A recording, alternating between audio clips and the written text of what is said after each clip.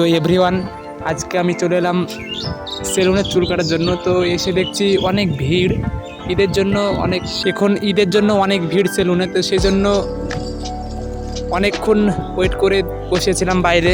সেলুনে এসে দেখি অনেক ভিড়। আমি তাকে বললাম আমি বাইরে বসছি, টাইম হলে আমাকে ডাকবে।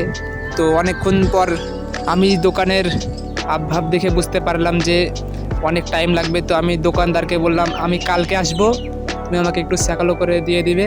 তো সে বলল ঠিক আছে, তোমাকে দু একজনের পর আমি দিয়ে দেবো, তুমি কাল সকাল সকাল চলে আসবে। তো সেই বলে আমি বাড়ি চলে এলাম।